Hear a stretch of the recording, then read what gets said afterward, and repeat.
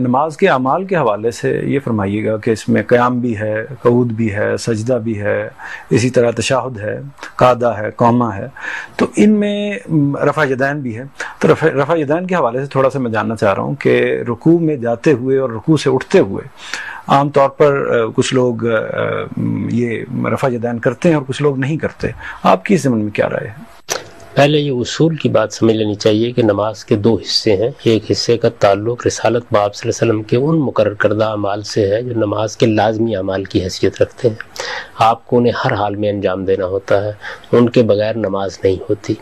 اسی طرح نماز کے کچھ لازمی اذکار ہیں، تو نماز کے لازمی اعمال میں یہ رفع یدین شامل ہے جس سے آپ نماز کی ابتدا کرتے ہیں. جتنے بھی نماز میں آپ کام کرتے ہیں، آپ سجدہ کرتے ہیں، آپ رکوع کرتے ہیں، آپ رفع یدین کرتے ہیں، یہ نماز کے لازمی حصے ہیں یا لازمی اعمال ہیں جو رسالت میں آپ صلی اللہ علیہ وسلم نے مقرر کر دیے ہیں.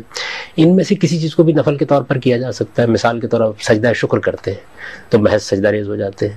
آپ اللہ کے سامنے رکوع کرنے کے لیے کھڑے ہو جاتے ہیں. آپ کسی موقع کے اوپر قیام کر کے دعا و مناجات کرنا شروع کر دیتے ہیں. تو جتنے بھی نماز کے اندر اعمال مقرر کیے گئے ہیں وہ نفل کے طور پر بھی انجام دیے جا سکتے ہیں. اسی نماز کے اندر بھی اس نماز کے اندر بھی رسالت میں آپ صلی اللہ علیہ وسلم نے آپ کو معلوم ہے کہ کسوف خسوف کی نمازوں میں ایک سے زیادہ سجدے کیے، ایک سے زیادہ رکوع کیے.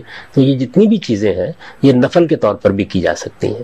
رسالت میں آپ صلی اللہ علیہ وسلم کے عمل سے یہ معلوم ہوتا ہے کہ یہ جو رفع یدین ہم ابتدا میں کرتے ہیں یہ خفض و رفع یعنی اٹھنے اور نیچے جانے کے مختلف مواقع پر حضور نے کیا ہے. رکوع میں جاتے ہوئے بھی کیا ہے، رکوع سے اٹھتے ہوئے بعض اوقات کیا ہے، سجدے میں جاتے ہوئے بھی کیا ہے، سجدے سے اٹھتے ہوئے بھی کیا ہے، اور کبھی نہیں بھی کیا. تو یہ وہ چیزیں ہوتی ہیں کہ جو اختیاری اعمال کی حیثیت رکھتی ہیں. میں اس سے پہلے بھی یہ توجہ دلا چکا ہوں کہ ہمارے ہاں جتنے کچھ بھی اختلافات ہوتے ہیں وہ اصل میں اس حقیقت کو نہ سمجھنے کی وجہ سے ہوتے ہیں کہ نماز کا ایک حصہ وہ ہے جو لازمی اعمال کی حیثیت سے جاری کر دیا گیا ہے، وہ پوری امت میں متفق علیہ ہے، اس میں کسی اختلاف کی کوئی گنجائش نہیں ہے. سب لوگ نماز اسی طریقے کے مطابق دنیا میں پڑھ رہے ہیں. مراکش سے لے کے انڈونیشیا تک مسلمانوں کے تمام مکاتب فکر اسی طرح نماز ادا کرتے ہیں. لیکن اختیاری معاملات میں ظاہر ہے کہ جب آپ کو اختیار دیا گیا ہے تو کوئی کرے گا اور کوئی نہیں کرے گا. اس چیز کو اگر اصول میں مان لیا جائے کہ آپ کر بھی سکتے ہیں اور آپ نہیں بھی کر سکتے تو پھر کسی قسم کے اختلاف یا مخالفت کا کوئی امکان نہیں ہے. آپ کے دلائل اگر آپ کے پاس ہیں اور آپ نے ایک کام کر لیا ہے، دوسرا اس معاملے میں مطمئن نہیں اور اس نے نہیں کیا تو کوئی فرق نہیں پڑتا.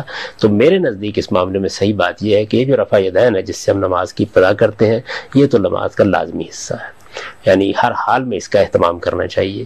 لیکن آپ رکوع میں جاتے ہوئے بھی رفع یدین کر لیں، آپ اٹھتے ہوئے بھی کر لیں، آپ سجدے میں بھی کر لیں، یہ آپ کے اختیار پر ہے. آپ چاہیں تو کر لیں، آپ چاہیں تو نہ کریں. نبی صلی اللہ علیہ وسلم سے اس کا کرنا ثابت ہے، لیکن ظاہر ہے کہ یہ احیاناً آپ نے کیا، یعنی کبھی کبھی کیا ہے. اگر یہ مستقل طور پر کیا ہوتا تو پھر یہ نماز کے لازمی اعمال کی حیثیت اختیار